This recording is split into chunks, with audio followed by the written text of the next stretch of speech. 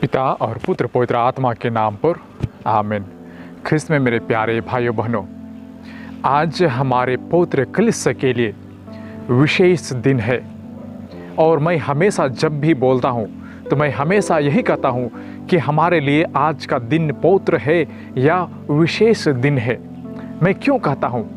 क्योंकि हर चीज़ों के लिए अंत होता है और दूसरे चीज़ों को शुरुआत करने के लिए वह दिन भी ठहराया जाता है। आज का दिन हम सभी लोगों के लिए अंतिम सप्ताह है या आज का दिन अंतिम महीना भी है। हम कल से दूसरे महीना में प्रवेश करेंगे और यह 31 जुलाई हम सभी कैथोलिक कलीसिया के लिए विशेष दिन क्यों होता है?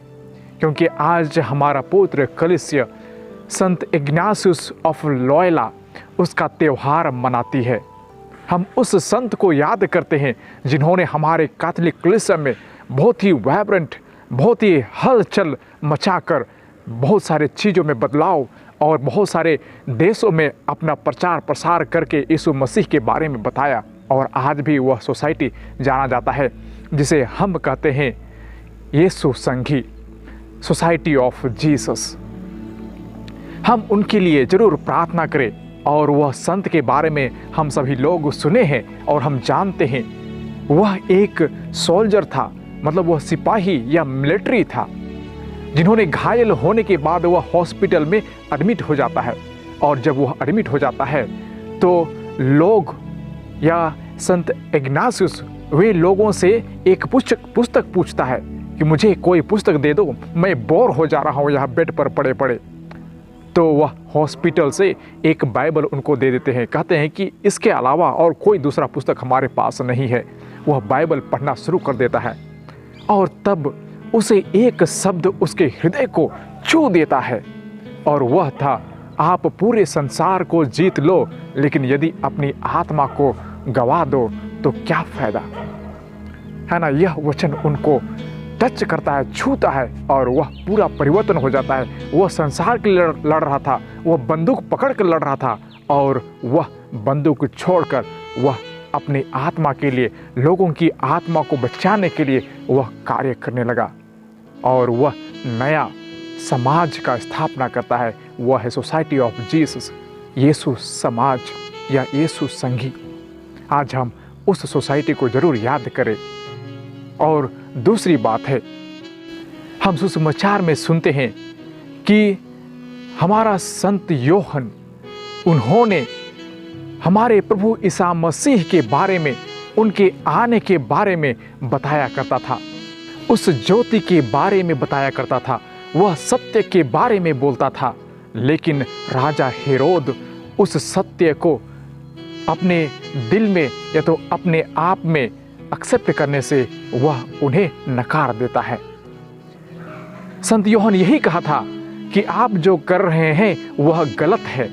उन्होंने यही कहा कि आपने अपनी भाई के पत्नी को रखे हो वह गलत है और वह उसे बर्दाश्त नहीं हो रहा था।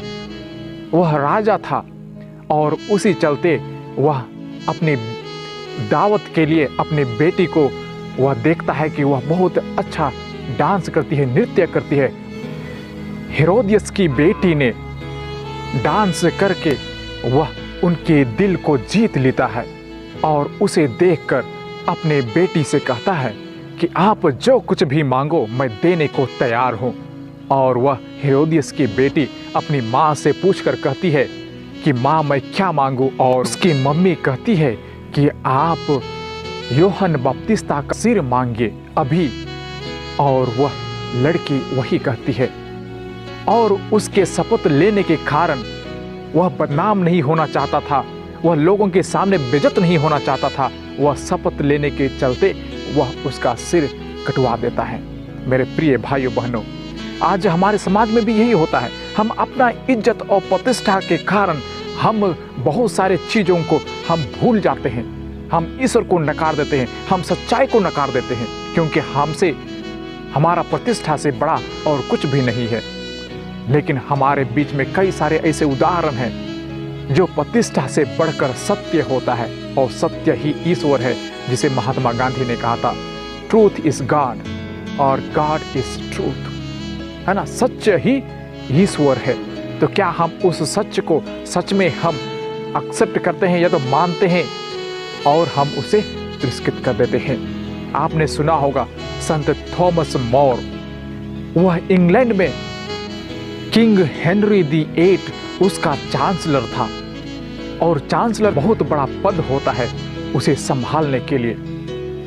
और जब यह राजा या किंग हेनरी दी 8 वह दूसरी स्त्री को शादी करना चाहता था, तो यह व्यक्ति उसे रिजेक्ट कर देता है या तो मना कर देता है कि यह जो आप कर रहे हैं राजा होकर वह गलत है, और थॉमस मोर को सर के घाट उतार दिया जाता है, क्योंकि उन्होंने उन्हें परमिशन नहीं दिया कि आप दूसरा शादी कर सकते हैं या तो दूसरा क्वीन रख सकते हैं।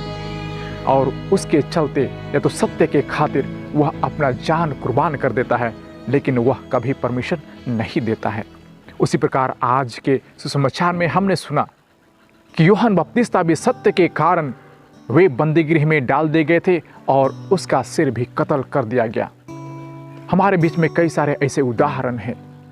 क्या हम सभी उस सत्य को मानने के लिए या तो हमें लोगों के पास व्यक्त करने के लिए वह ढाढ़स और विश्वास है कि हम उसके सामने खड़े होकर यह कह सकते हैं कि आप जो कर रहे हैं वह गलत है। आज हमारे समाज में जानते हुए भी यह गलत है, हम उसे कह नहीं सकते हैं, और हम अपने खातिर डर से या तो हम अपने इज्जत बचाने के खातिर हम उस सच्चाई को बोल नहीं पाते हैं। आज हमारे समाज में यही समस्या है। जरूर हम ख्रिस्ती होने के नाते जरूर हम लोगों के सामने यह सच्चाई को व्यक्त करें, क्योंकि सच्चाई यदि हम व्यक्त नहीं करेंगे तो हम भी एक पापी या तो निर्दोष नहीं, लेकिन हम दोषी ठहराए जाएंगे, क्योंकि जानते हुए भी हम उस सच्चाई को नहीं कहा है। आइए हम सभी कुछ देर मौन रहे और हम परमेश्वर से प्रार्थना करें, क्योंकि सच्चाई को हम कहने से कभी नहीं कतराएं, लेकिन हम परमेश्वर पर भरोसा करें, क्योंकि उन्होंने भी सत्य के खातिर ही क्रूस पर अपना जान बिछा दिया। हम भी ख्रिस्ती होने के नाते सत्य के लिए जिए, हम परमेश्वर के लिए जिए, और परमेश्वर ही सत्य है। God is truth. हम जरूर उस सत्य के बारे में जानें, हम अपने जीवन में लागू करें और लोगों को भी यही बताएं। आइए हम सभी लोग परमेश्वर से यह कृपा दान मांगे। पिता और पुत्र और पवित्र आत्मा के नाम पर, आमीन।